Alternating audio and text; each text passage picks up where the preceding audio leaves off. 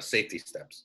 And yeah, 100%, 100%. But that's the ridiculous. That's the problem. The core issue in my mind of America is that everything gets pulled to the polls. No one can be like, oh, maybe there's something right about what the other people are saying and something wrong about what I'm saying. If people could just enter into that, like, just softer frame of mind, and I don't mean go be a mushy, French leftist drinking wine on the Seine. I'm just saying which is great. I mean, don't not be that either. It's that's totally desirable. But what I am saying is that the Hezbollah isn't so bad. Right. Charlie Hebdo, they are people too. Who needs they kosher? get like me. Kosher market, we have halal. Yeah. Anyways, that to me is like Americans cannot hold two ideas in their mind at the same time. They are incapable on the left and the right. They can't be like, maybe it's both. They can't say, maybe it's right to give a woman a choice to have an abortion, and also right that there should be a kind of limitation on the practice, that it is a moral issue. Both can be right, but they just can't seem to manage it. Yeah, that's why I hate both sides. They are both detestable. I just, you and I, we are the expat. You're an expat who lives in America. Basically. You're like, you've reversed, you've like inverted expat. What's that? I said, and I'm not sure how much longer I'm going to be doing that. Yeah, man, get the fuck out. Yeah, maybe I'll go live in a tolerant society like France. You know what? My friend Jason, he was in New York, in Shelter Island, Lisa's place, and he was like the feet were, the ground was like burning his feet. He just got back to France yesterday. I've never heard the guy so happy in his entire life. He's he was probably very isolated too. He was, yeah. But I mean, so you would be in New York City, and then you're like in the middle of hell. Where are you going to be in America at this point? I don't even consider New York City America. But, well, you could be in Chicago or Pittsburgh or whatever. Anyways, let's get into the real deal here. Don't rush me. Don't rush me. Don't rush Limbo you. Don't rush in. Don't rush in you. So The Meaning Creators is a interview series with creative people who, through their creative work or activity, contribute meaning to their own lives and to the lives of other people. And a lot of it is about starting with the premise, which we all know to be true, that I could probably be doing something else with my time and my life. And it would probably be more lucrative, more comfortable, more certain, but I choose to do this thing. And I think that a lot of the reason for that, not all of it, but a lot of it is meaning, that it gives them a lot of meaning. And this includes painters and designers and musicians and quilters and typographers, activists, and even people in technology. There are those people who are not there for the paycheck. They're there for other reasons. So when we're talking about you, before I make any assertions, let's go back and you tell us who you are and what you do and what's your creative field and how you got there. My name is Zach Pontz.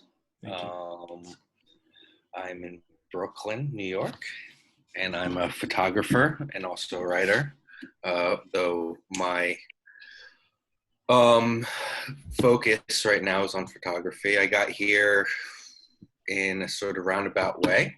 I started in journalism and transitioned I started in broadcast journalism just by chance, and I transitioned to a more editorially focused, let me turn off my phone, a more editorially focused version of that. And then slowly but surely, I became a photographer through my experiences that I was exposed to, and I haven't looked back. When you say I've become a photographer, what does it mean to you to be a photographer? Because there's as many types of photographers as there are photographers themselves. So for you, what is that? Do you mean my focus or my broader concept? Yeah, both. I think what it means is that my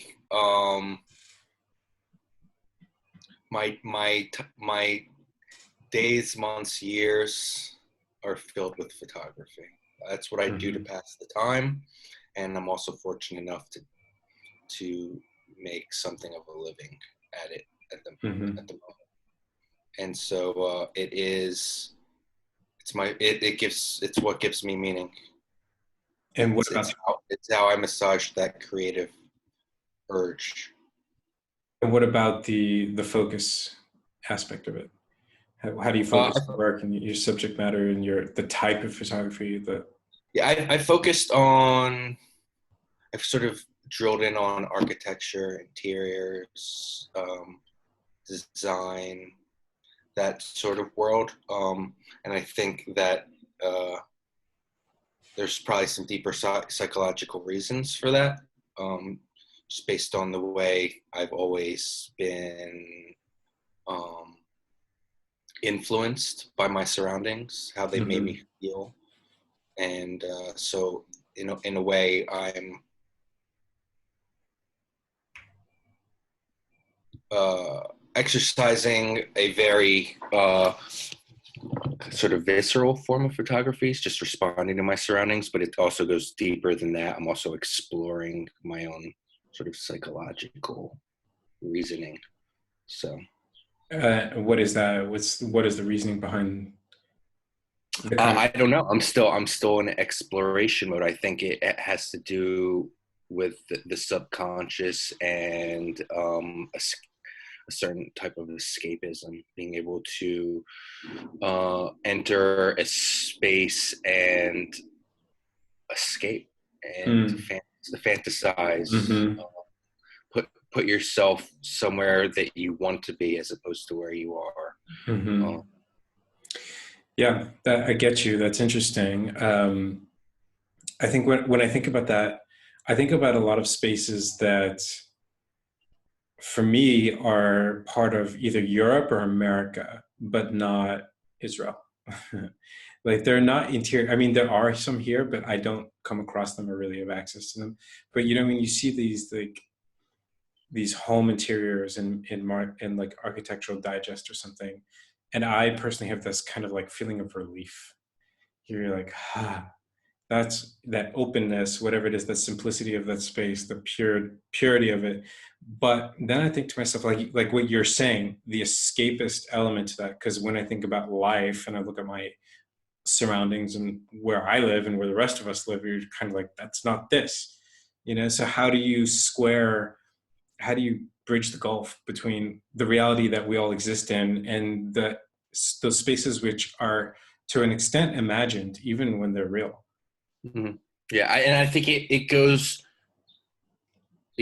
deeper than that. Even if we look back in history, I've recently become very interested in a photographer named Robert Polidori, and I was watching him being interviewed, and he mentioned how he worked in film in his 20s, and then in his 30s he transitioned into photography. And one of the reasons was because he had been exposed to a book called The Art of Memory, and when he read The Art of Memory, he learned that ancient memory systems basically revolved around rooms. People would place objects Mm-hmm. in the rooms, and then I identify them, and that's because rooms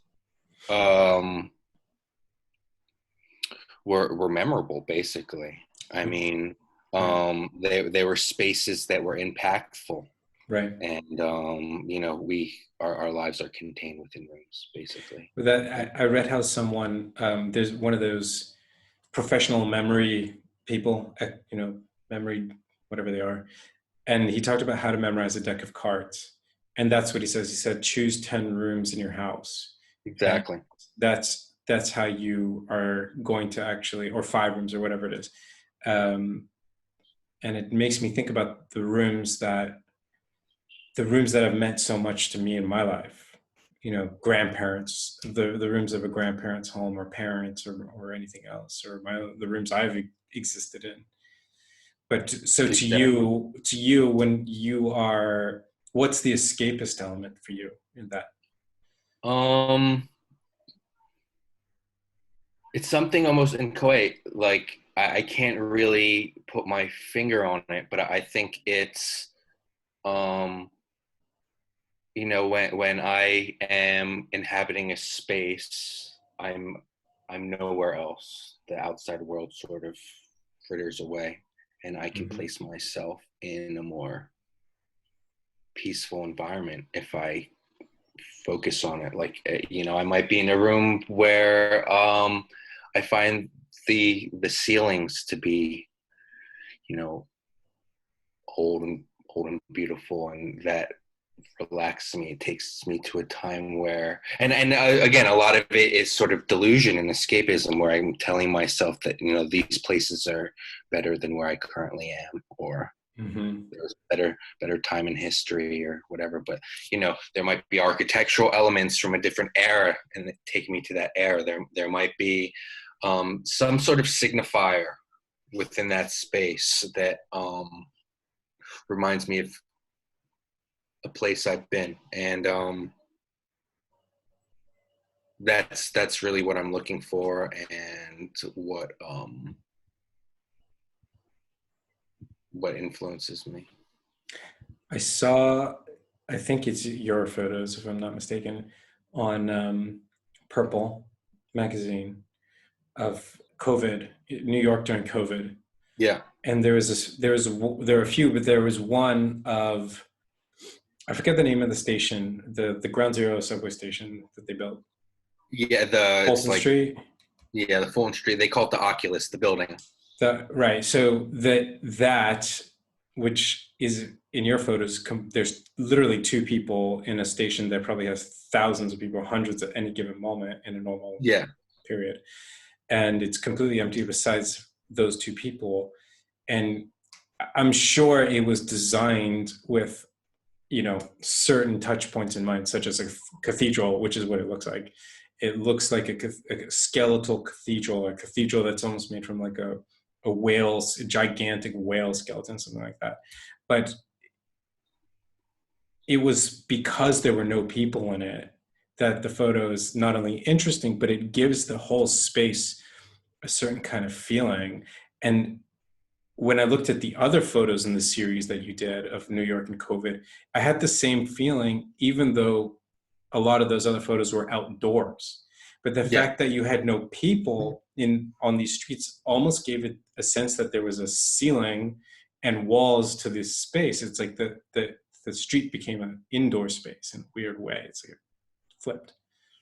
No, exactly. And I think a space is different without people. I think people activate that space and make it a different experience. So that is one of the elements of a space itself, especially obviously a public space, is how it's used by people and how that impacts the experience. So yeah, I think in the initial days of coronavirus, people were very fascinated from a visual standpoint of how these massive cosmopolitan areas sort of filtered out and became, empty, really. I was walking down Fifth Avenue, the middle of Fifth Avenue at rush hour. Mm-hmm. I couldn't imagine in my Yeah, life I'd ever walk down the middle of yeah, Fifth Avenue in rush hour. Um, at FaceTiming with family and friends, going, look what's going on right now. right. And so that's an entirely different experience. Like that, for me, I wasn't on Fifth Avenue. I was on some grand street in the middle of one of the, most populous urban areas in the world. And um, I was just exploring it on my Yeah. own without the as you say, the normal sort of touch points. And so yeah, there's just so many different ways to explore space. Mm-hmm. Yeah, well, in this case, it almost as if it's when it freezes physically and spatially, then you are left standing in time. Like you're standing in a place that almost could be, or feels like it's exactly the way it is physically, aside from the absence of cars, but it feels like it's from a different time, like time, dimension of time, where everything stops for an hour or days or weeks or whatever, something that doesn't occur in our normal space-time reality. But the odd thing for me when I think about it, living in Israel, is that that happens once a year, every year on Yom Kippur, where there's complete standstill, no cars. The freeway becomes a bicycle grounds, like kids are just riding their bikes on the highway. And to me, that seems very normal, because one day out of the year, it feels like we should stop. It doesn't feel like a street should be continually trafficked, non-stop, every minute of every day, of every year, of every decade, of every century. That seems like lunacy in a way. And that to me was one of the big takeaways from, and I think for other people from this whole crisis, was we are all going way too fast, way too intensely, way too much. We need to slow down in so many ways, politically, environmentally, culturally, socially, personally. So maybe that's a part of it. Maybe that also is connected to what you were saying about photographing a space, because you're capturing that space in time, and you can exist with it in that little slice of time where otherwise it's constantly in motion. Yeah, sure. I mean, first off, let me go back and address one thing you said, which I agree with, which is, when these spaces empty out, it's almost like time stands still. Well, yeah, it actually does stand still, because time is imposed on our world by people. So once people aren't there, really is no such thing as time. Like, I can look at my watch and tell me it says it's 1:24 in New York City. That's because the human race has developed this system that allows it to create a schedule for itself and bring some order. But the world doesn't care. Like, nature doesn't have any concept of time. And so, yeah, I mean, I think it's really true. Time does stand still without people around to impose it on a space. And then what you just said, yeah, I mean, definitely there's a calming influence of being in a space that is sort of inoculated. I mean, I realize, for one thing, I think we're in sort of like at the end of industrialization, in the sense that we're starting to see the effects of nonstop consumption of this constant activity and what it's doing to us. I mean, the coronavirus comes from an animal, comes from nature. One of the reasons that we've become so susceptible to these bugs is because of the way we are treating nature. Not to get into a longer conversation about that, but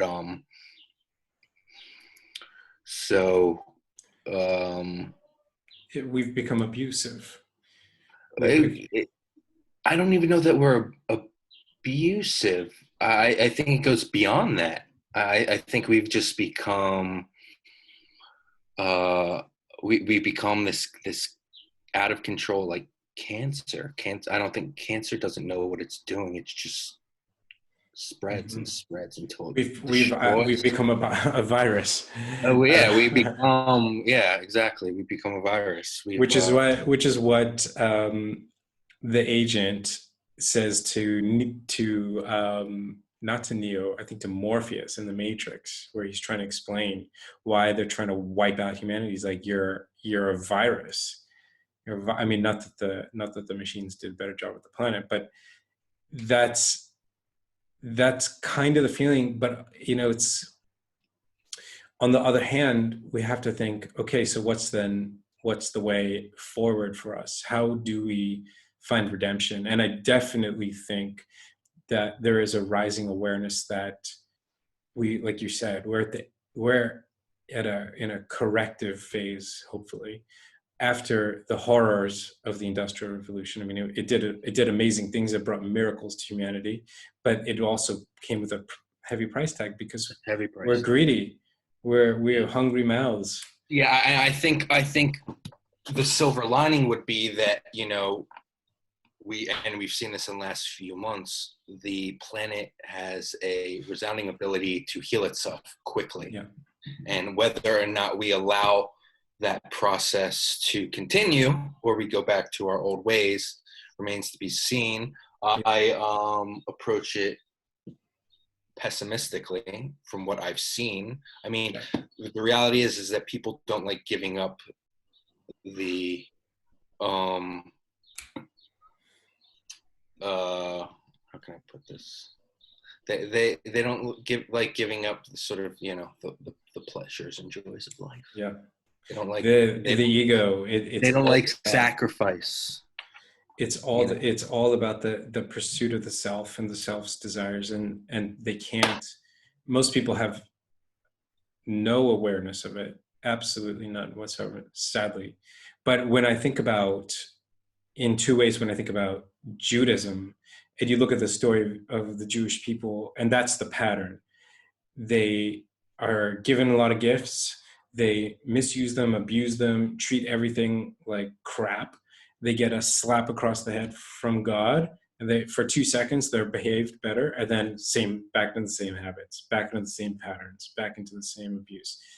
And the other part of it, when I think about the Jewish commentary on the world in which we live, is that when you think about all the weird esoteric laws and practices that we all do, at the end of the day, the cumulative effect, or at least the intention, is to rein in the self. Put limits on your appetites and your desires. Put limits on how important you are in your own eyes, and make it so that you're absolutely not important at all. That's the aim.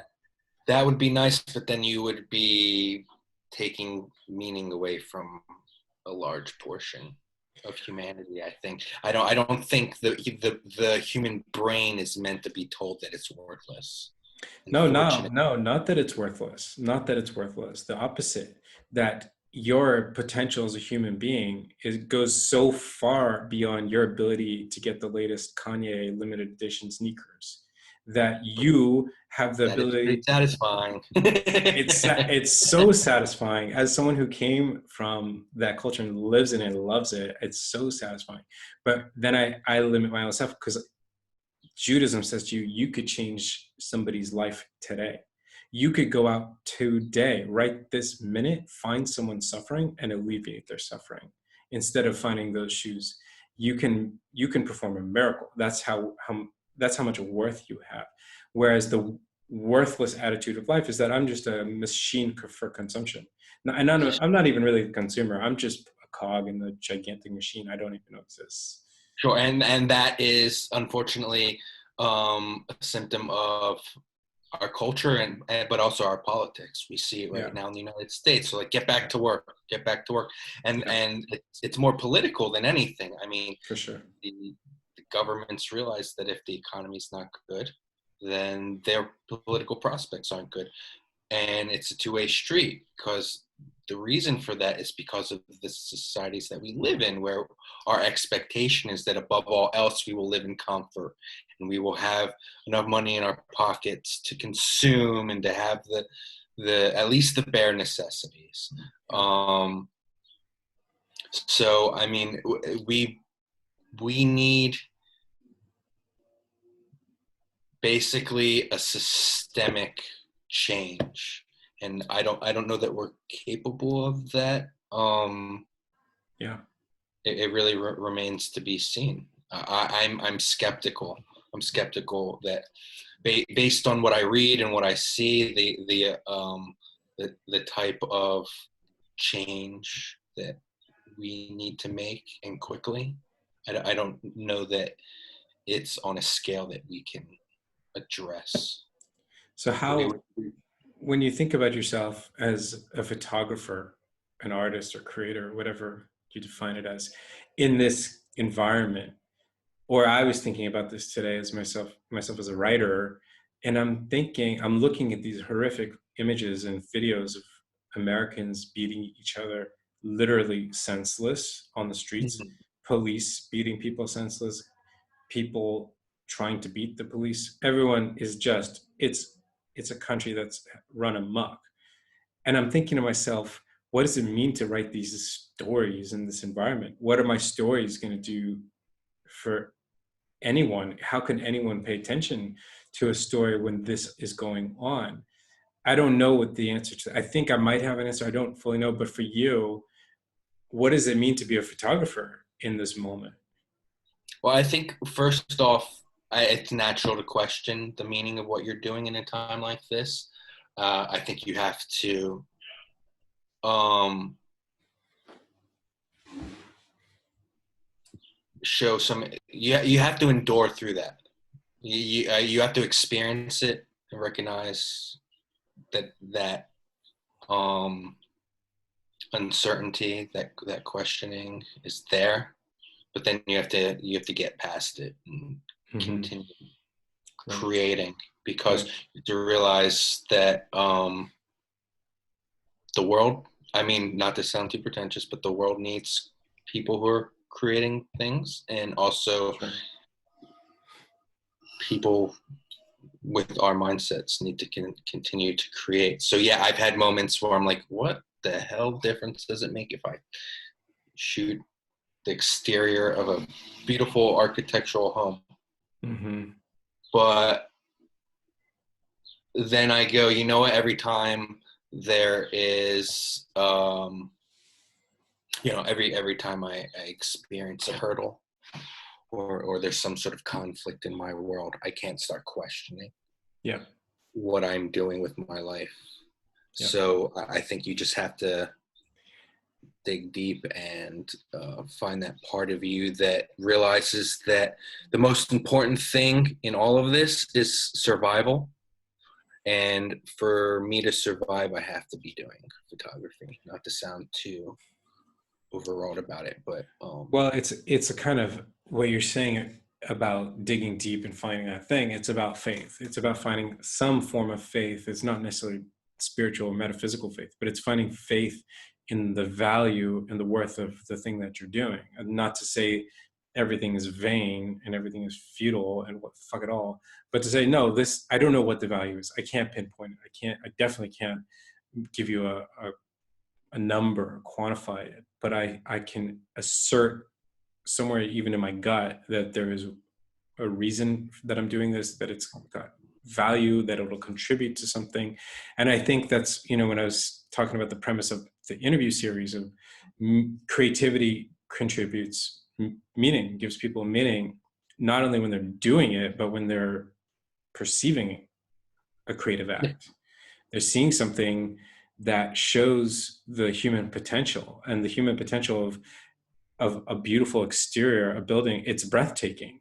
It's beyond our ability to even conceive it. If we hadn't actually built these buildings, you almost wouldn't think we could, because some of yeah. them are the marvel in them is so magnificent. It's so And if godlike. we couldn't manipulate spaces to reflect our tastes and our vision of the world, these spaces that we spend most of our life in, then what are we? We're Mm-hmm. animals, we live Yeah. in the wild. But I think the one thing really that binds us together as a species is the search for meaning, right? All of us need some form of meaning, whatever that may be. Some people find it in religion, and others find it in creation. Yeah. And others find it in our president right now. He finds meaning in dominance and Yes. in transactions, and you know, so it's really, if you want to make that meaning a moral and ethical imperative, or if you just want to sort of take the easy route. And for it to be, I mean, it's all self-satisfying, you know, but it depends on whether or not what you're doing is a benefit to the world, or at least innocuous, or if it's harmful.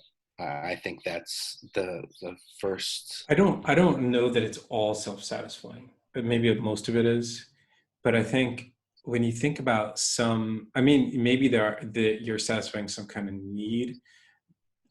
If you think of creators or people who have borne witness, photographers who've borne witness, Brady in the Civil War, or I'm sure there are plenty of Holocaust era photographers or writers who didn't really, the writing wasn't the kind of writing that I might do sitting in a cafe, which, not that I do that, but they did it because they felt they had to, because there was that obligation. And I think that we all can't aspire to that noble ideal. But I think if we keep a part of that, like a grain of that notion in us, and to say, I'm also here to bear witness. I'm not just here to spin a yarn or to, snap a glitzy Instagram photo that's going to get a lot of clicks or whatever. Because I think when you do, that's pretty satisfying. It is satisfying. But when it's only that, and it's not to say that Instagram is, you can't find meaning or provide meaning on Instagram. It's always about the how.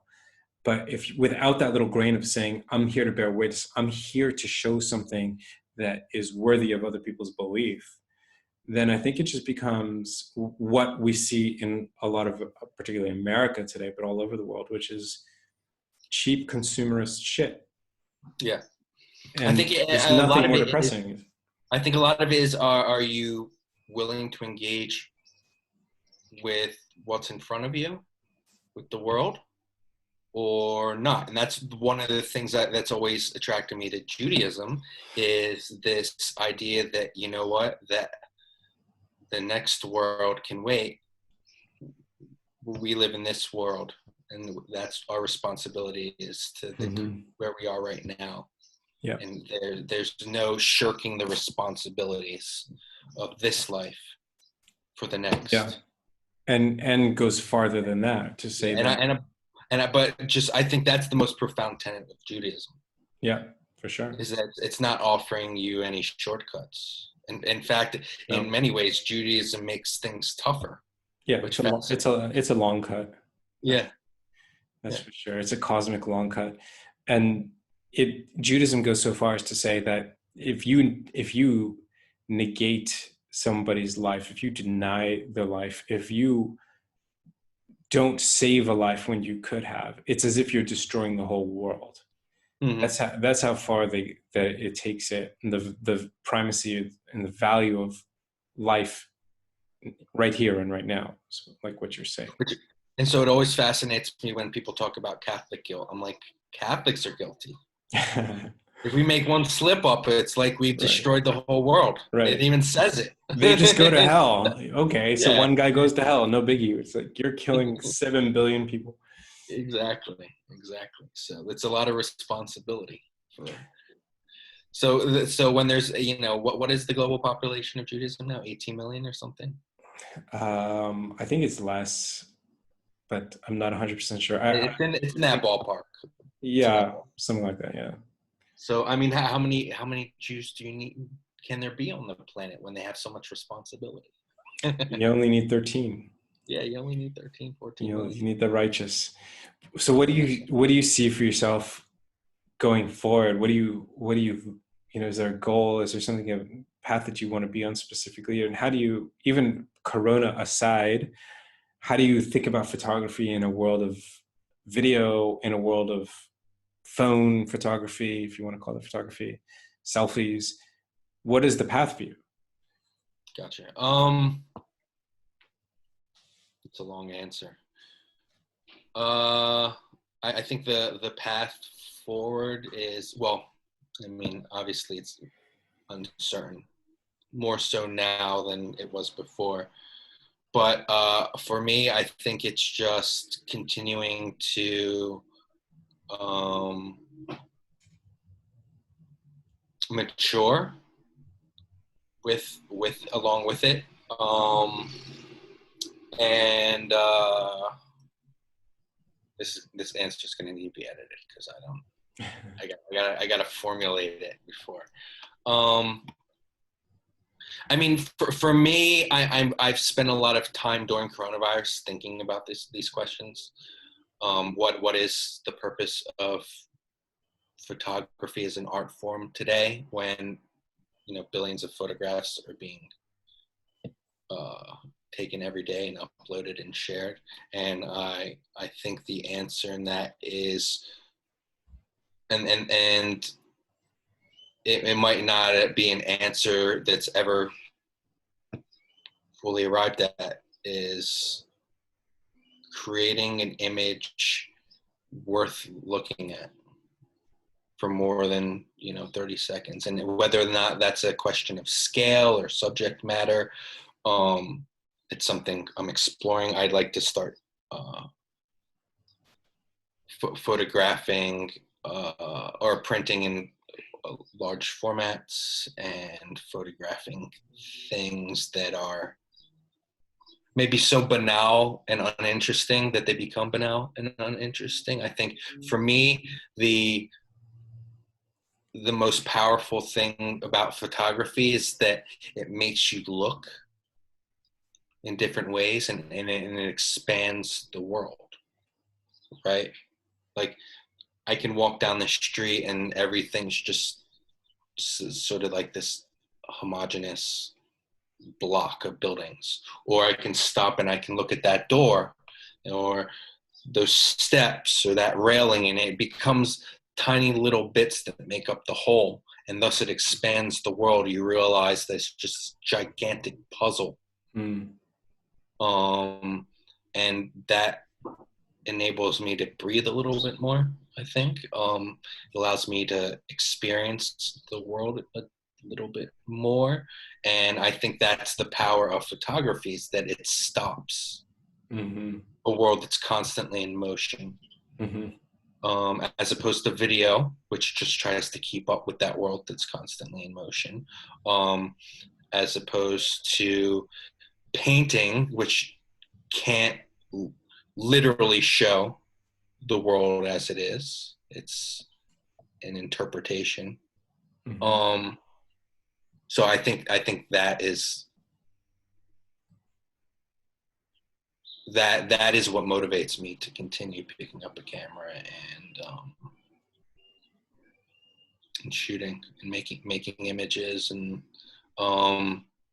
I have no interest in just strictly being a photographer. I think as photography is something that can mix with other,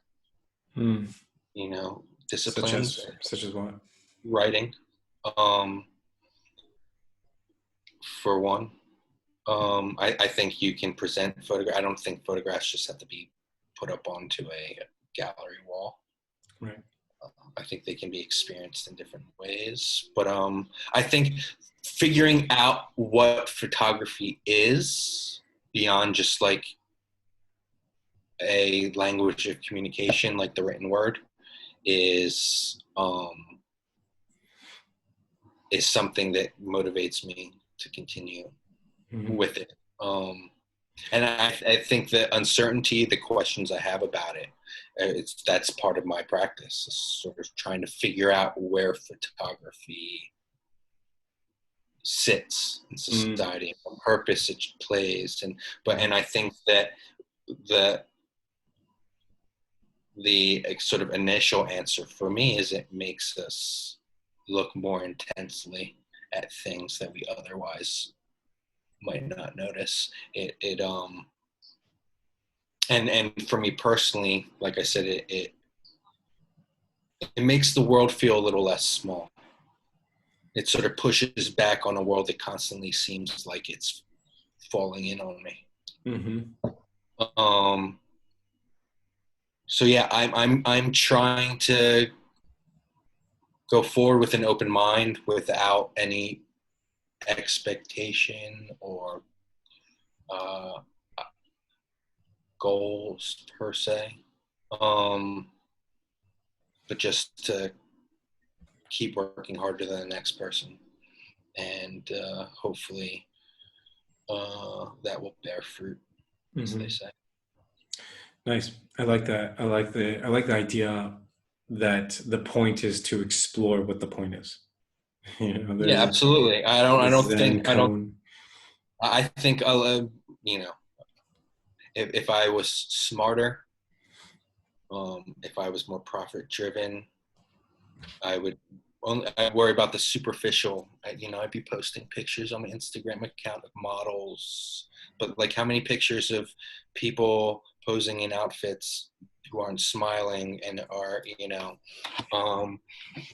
acting for the camera do you need?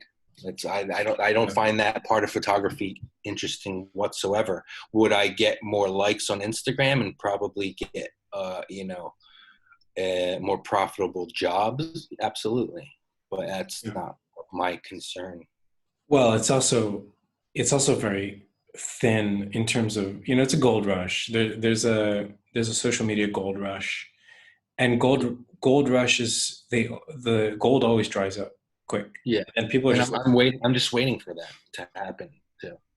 It'll happen sooner than we think. And I think what you have to do as a creator who's involved in some level with meaning is plan for the long term, put down deep roots and play that long game, hard as it is, because you're just out there by yourself, creating into a void for all you know.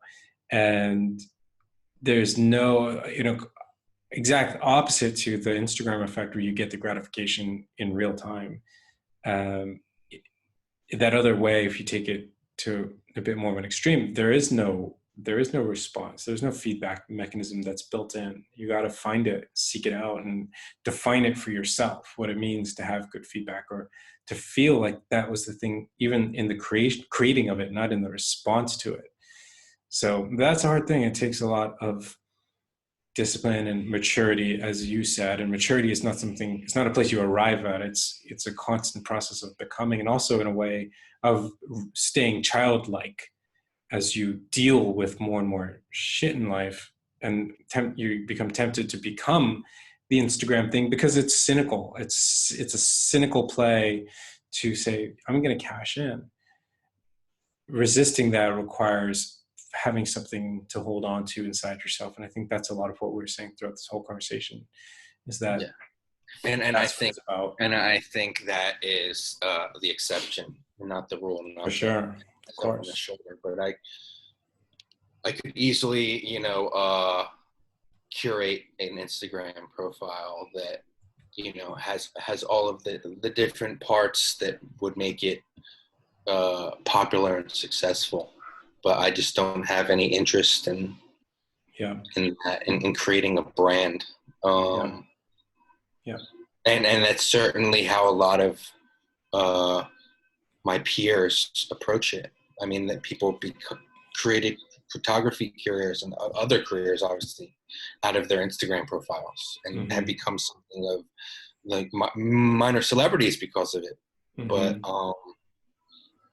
I realized that is ephemeral, and it's the easy route, and I'm just not inclined to take the easy route in life. I've never been that way. Why start now? Why start now? We'll see what the future brings. Bring some angry taxi driver. There's some Black Lives Matter people. So yeah, I mean, it's just a matter of hunkering down and doing the work. So when you're thinking about America, just as a last question or two, you can ask me as many as you want. By the way, because I'm so inarticulate in my brain is so scrambled. Can I go back through this and look at my answers and fill some in or whatever? I'm assuming it doesn't matter. Yeah, well, I type it up, and so I type Yeah, it that's in. what I figured, and then I'll go through. Yeah, you can go. Yeah, sure. Well, for sure. This is not, we have no journalistic standards here, so anything No, I mean goes. that's what they do with a lot of this stuff is they'll do the oral Yeah, conversation, and then they'll send it along to the subject or whatever, and then let them. then they make it sound good. Yeah, for sure. But thinking about America and about leaving America, and I've left America, and I've kind of, for better or worse, really for better, I've landed here. Where would you think? What do you think about when you think about the whole wide world out there, and realizing? So one thing we were talking about Jason, and Jason talks a lot about the fact that when you go outside of America, and I know you recognize this because you spend so much time abroad, but you realize there is a world outside of America, and things are not actually. It's America that's the insane exception to most of the rest of the world. Even when we look at places that are kind of crazy, like Israel, and it's not that crazy when you're here. When you go to America, you're like, what the hell is going on here? Or France or Italy or other parts of Europe or Asia. Where do you think to go and exist differently? Well, to touch on that first is I think you're seeing that play out right now in the United States, unlike it really ever has, as far as, there is a large segment, a minority, but because of our electoral system, it has been able to obtain power that doesn't have an idea of the greater world. It doesn't realize that a lot of the things that it benefits from are because of globalization. And I'm not saying that globalization is perfect. Obviously, there are lots of flaws that come with that. But this idea that America first and we need to become more focused on ourselves, I mean, that's absurd. It's just absurd and it's wrong. But wait, what was your question? where when you look outside of America, Gotcha. Where do you see that exploration? I mean, there is the fantasy world that I live in, where I, would go live on the south of France or the Amalfi Coast, and just this Gore Vidal life, overlooking the Mediterranean. Yeah.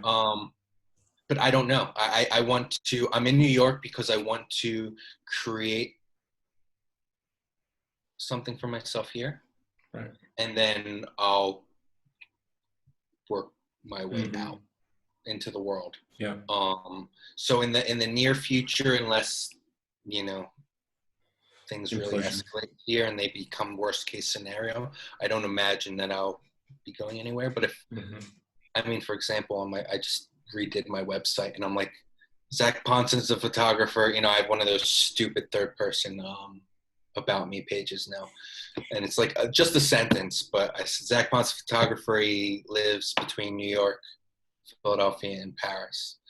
And so it's like, do I actually live in Paris? No, I've been to Paris like a year and a half, but it's there for me.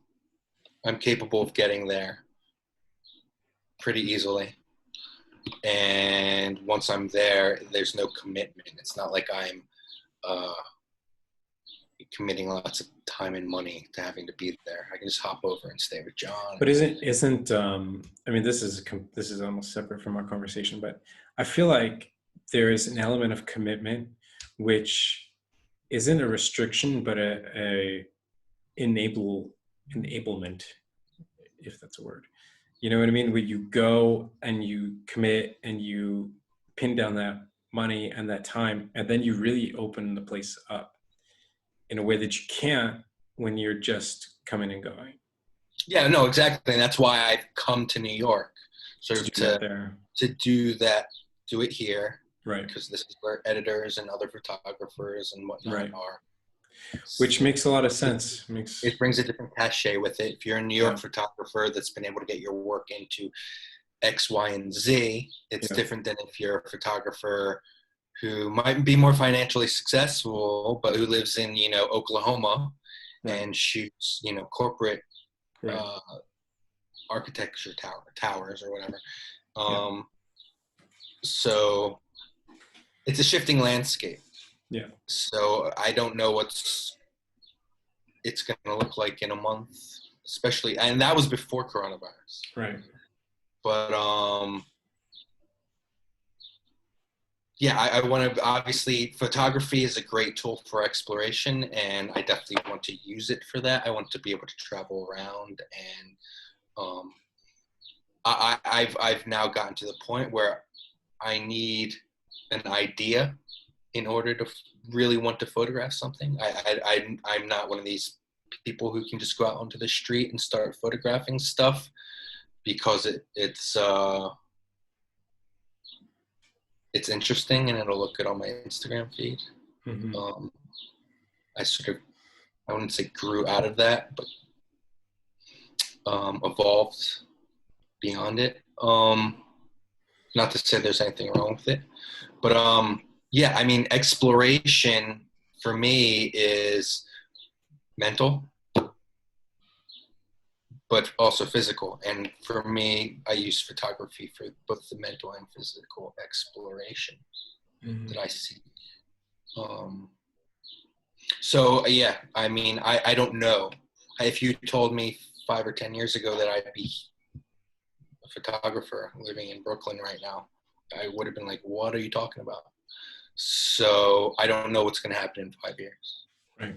I don't know what's going to happen in a year, 2 years. But that's the adventure. I mean, it's almost a cheesy term, but I think of it in my own life as, if you embark on that creative journey in a serious way, you're going on an adventure one way or another, because it is so much unknown. I mean, life is always unknown, but in that case, it's even more so, because you're just willingly giving up control over so many things and having yeah. to commit I to mean, that.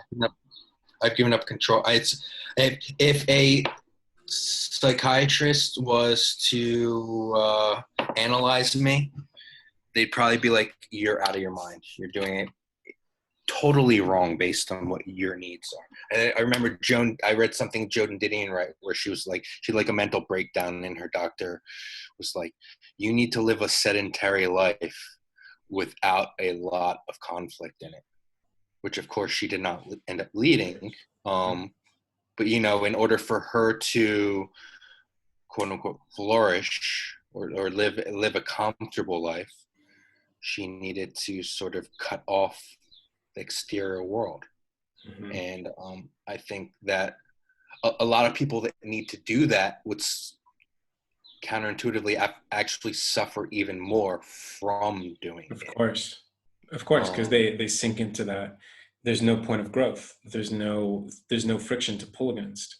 Exactly. That's the thing. It's that's what you want, but it's not what you need. That's what Joan Didion may have wanted as a comfortable life, but it's not, and she probably knew better. It's not what she needed. Yeah, I mean, if I could, I would, sit in my apartment and I don't know, do stock trades and never leave except to go to like Peter Luger's and buy $200 worth of steak. Well, That you would be, can do that. yeah. It's available to you. But I'll feel a little out of my price range when I'm there. Right. What was I saying? Oh, but the only thing that makes me more anxious than going out into the world is not going out into the world. Yeah. So, Yeah. I've sort of pinned down this truth, at least in my world, where experience is meaning.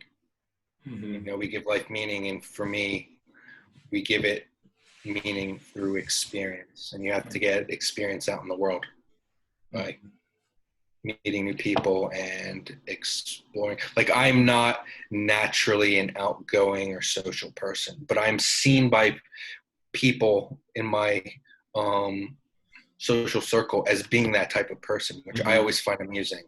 Mm. Like, oh, Zach, you know all sorts of random people and you have friends all over the world. And I'm like, it's very ironic, you know? And I've done it more so since I've become a photographer, where I just reach out to people. I reach out to photographers. And I'm like, hey, can we meet? I would love to Great. talk to Yeah. you.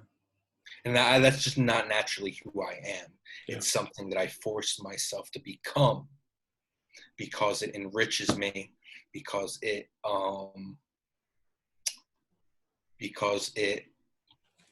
helps me grow, and it creates new experiences. I have photographer friends who are very successful at what they do, who are very interesting, who I would never have met or spent time with if I hadn't, taken the initiative to reach out to them. When I was living in Rome, I went to a bookstore, and right off of the Campo de Fiore, a little photo bookstore. This guy basically had a little room at the corner of Piazza, and half the books inside weren't for sale. The other books, didn't necessarily even have prices on them. He was there sometimes. It was sort of his living room. It's where he went to hang out. Mm-hmm. And the first time I went in there, he was like sitting there with friends, like drinking wine, like you would expect. Nice. That's cool. And we went through some of the books there. He's like, well, what photographers do you like? And I told him a couple of photographers who at the time I really was into, and so he pulled down a couple of books of Italian photographers, and one of them I was so intrigued by. I reached out to the guy, and he was like, yeah, next time you're around, let me know, and you'll come see me in my hometown. And I ended up doing that in the fall, or Wow. no, that's summer. Wow. And I spent That's 4 cool. days with him. I'm still in contact and close with him. I became pretty close with some of his friends, and we spent a day with his mentor, who's a very famous photographer named Guido Wow. Guidi, What an amazing who story. who I also still have some contact with. We will WhatsApp from time to time, Mm-hmm. So I would have never created those relationships or had Yeah. that experience if I hadn't just been like, I'm going to email this guy and tell him that I appreciate and enjoy his work and I'd love to be around him. And sometimes, there's a lot of people who find that weird. They're like, why does someone want to like meet me or get to know me? Mm-hmm. And I think that's the wrong way of looking at it. I mean, Totally. Yeah. it's a very humanistic approach. It's like, what do we have if we don't have each other, right?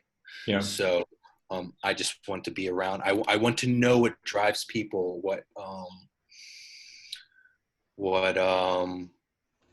inspires them, and to an even more what's the word? I don't know, but it's even more to the point, just who they are, Right. who they are, and why do they do what they do? Right. Like why, and it helps me understand who I am and why I do what I do. If I Sure. can meet other photographers and be like, oh, well, that's what they're doing and how they're seeing things, and Yeah. this is what's motivating them. So it helps me reflect on myself. Yeah. And Just the thrust behind yeah, and this, it's this totally outside series. my comfort zone. Totally outside my comfort zone. I mean, off the record, I fucking suffer from terrible bouts of anxiety. Like right now, I'm going through a terrible bout of anxiety. And I mean, I basically won't lie on my couch for days on end. But I've decided that, I only get one shot at life, as far as I know. And so I'm going to step outside my comfort zone, Mm-hmm. because that for me is what gives life meaning, Yeah. is addressing your fears, trying to overcome them, and living a life that, not the life that you were given, but the life that you Create. create for yourself. Yeah. That's that was always my thing when I was younger, was finding the life that I would create. Yeah. That was always the life I wanted to live. And that's not to sound entitled. I understand that I'm very fortunate. I've had opportunities given to me that not a lot of people have. Everybody creates their own life. That was the thing. That was what Viktor Frankl was saying in Man's Search for Meaning, is that even in Yeah, a prison, even in a concentration camp, even a slave can create his own. It's exactly. much harder, much harder, but you Exactly. can create your life for the positive and for the negative, because you can create your life even having everything, all the advantages. You can tell yourself a story about failure or about unfairness or whatever, and that's creating your life as well. We all create our own lives. We all tell our own stories. Vonnegut has a great line in Breakfast of or in Mother Night. I think it's in Mother Night, where he goes, "You are what you pretend to be, so you have to be careful what you pretend to be." Yeah, And yeah, that's right. I've never taken that literally, but it does ring true to me, in Yeah, the sense that we are creating ourselves from scratch, right? If we want to get existential about it. And yeah, so we have to be careful who and what we are creating. yeah. Yes, it's tough, and it's tough especially for people who are sort of in the middle. You know what I mean? It's like you're not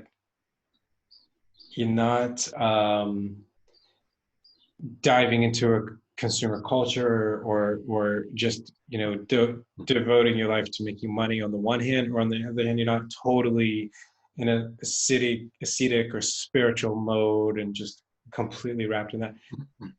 Being in the middle is a lot harder than either of those two ends, where you're Absolutely. half and And half. look, like I recognize that the default um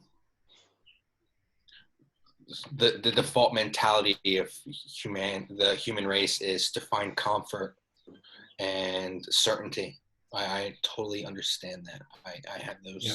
those same impulses. Hmm. And I also understand that 95% of the world responds to those impulses, and Sure. only those impulses.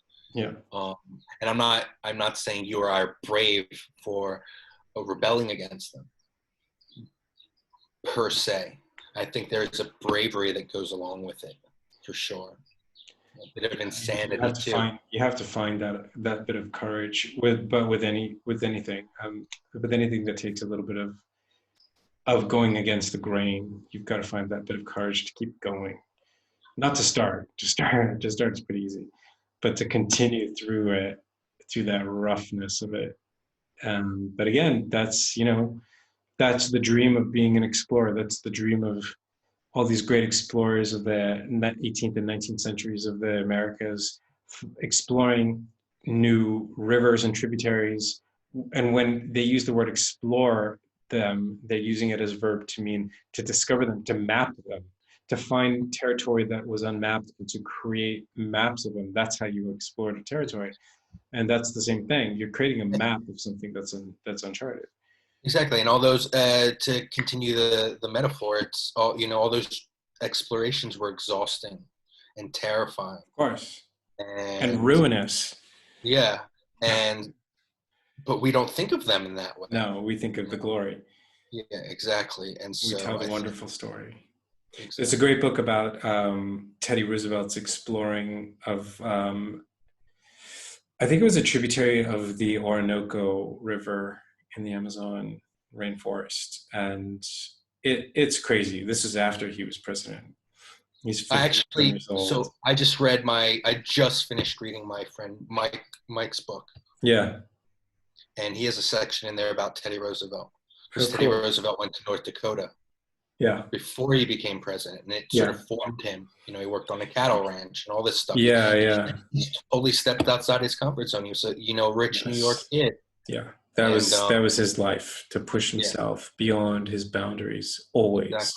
And it was exactly. also deadly, it was also ruinous, it was also a hardship, but he loved most of it. I mean, well, some of it he didn't, but But I'm sure when he was on his deathbed, he's like, I lived my life intensely, and that's what I yes. always there's a Michelle Welbeck in Mm, the book, his book, The Map and the Territory, which came out maybe in like 2012. mm-hmm, He inserts himself as a character in the book, mm-hmm. And at one point, Michelle Welbeck of the book is talking to the main protagonist, this guy, I think his name was Jed Martin, who's like, a conceptual artist. Jed Martin went to see Michelle Welbeck at his, beautiful house in Ireland that had absolutely no furniture and was falling apart. And Michelle Welbeck, Jed Martin says to Michelle Welbeck, something to the extent of like, you're sitting around drinking and chain smoking. And he's like, yeah, I'm tired, but if I go tomorrow, I'll at least know that I had lived an intense life. Mm-hmm. That I'd lived it intensely for whatever period of time. Yeah. And that it's like Hitchens in a way. I won't regret it, basically, was what he was saying, or how I read it. And I have the same mentality. Mm. Like, even if I die I'm looking for longevity personally, but you're looking for what? Longevity. Oh, I thought you said it. We're saying I'm looking for lunch. I was like, I usually am looking for lunch, but no, of course, longevity is the goal. I mean, I'm not as self-destructive as the Michelle Welbeck character. Yeah. But I'm sure a lot of the public persona of Michelle Welbeck was exactly that, a public persona. Right. Right. But I recognize the point that he was making. Yeah. All right, man. Well, thank you for your time doing this. It was really cool. Basically, so I can't be. I'm just shitty at articulating myself sometimes. But yeah. Well, it's live and it's video, and nobody's good at it really. So whatever. It always sounds way better when it's typed up. Actually. Yeah. No, I'm sure, but I'll probably still be like, no. I meant to expand on it in this way. Well, we'll see. I'll type it up. I'll put up. It'll take me a little while. I've got a couple more. I've got to finish Eshkol Nevo, and then a friend of mine, a filmmaker in LA, and then put yours. Well, Eshkol Nevo, who's that? He's a writer. He's a novelist. Okay. Israeli novelist. Oh, you interviewed him? Yeah. Yeah. Nice. Yeah. Is he the one who was like the prime minister's grandson? Yeah. Okay. Yeah. Cool. Yeah. I was like, I can't remember if I read one of his books or had his book. Yeah. To my possession, but he's a pretty